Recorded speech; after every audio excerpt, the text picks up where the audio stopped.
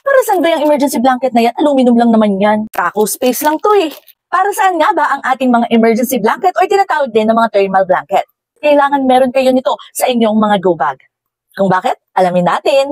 Alam niyo ba na ang emergency or thermal blanket na tinatawag ay maraming mga benefits? Unahin na natin ang heat retention. So usually, ang katawan talaga natin, meron talaga yung heat o yung tinatawag na body heat. So kapag ginamitan pa natin nitong emergency or thermal blanket, this will reflect up to 90% of our body heat. So just in case sa mga situation ng mga malalamig, makakatulong para hindi kayo magkaroon ng hypothermia lalo sa malalamig na mga sitwasyon, tulad ng halimbawa may mga bagyo or kung ano man, nakakatulong ito para magkaroon pa rin or mag-produce ng extra heat sa inyong katawan na hindi basta-basta natin nararamdaman due to cold situations or cold weathers. Ito rin ay lightweight at compact. Ito ay nagwe-weigh lang ng 2 ounces. So kapag nilagay nyo sa inyong mga go bag, hindi ito makakapagpabigat. Pangatlo, ito po ay windproof at waterproof. So yan ay kahit ulan, snow o kung ano man, ito po ay okay na okay gamitin. At pang-apat, this is made out of durable material which is a thin plastic film na ayan kung nakikita nyo, coated metallic siya, usually aluminum. So, ang maganda dito, mabilis kayong makikita ng mga rescuers. Pwera pa sa nakakapag-reflect siya ng body heat.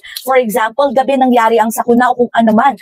So, yung mga rescuers, syempre, meron silang mga flashlight. So, once na mga rescuers napatapat ang kanilang ilaw dito, yes, ganyan po ang nangyayari, di ba? Nagre-reflect ang ilaw. So, mabilis po kayong marirescue dahil mabilis kayong makikita dahil nga doon sa kanyang material. Okay, so kaya make sure na meron kayong ganito na emergency thermal blanket kasi malaking tulong po ito sa inyong mga go bag para kayo ay ma-rescue agad at makapag-survive. So, ayan, ilalagay kong iba't ibang shop na meron pang in-offer ngayon. As of October 16, yan po yung mga available shops na nakikita nyo nasa yellow basket. Supply and demand, mababa ang supply, mataas ang demand, possible talaga na taasan ng mga sellers ang presyo. So make sure ngayon pa lang mag-check out na kayo.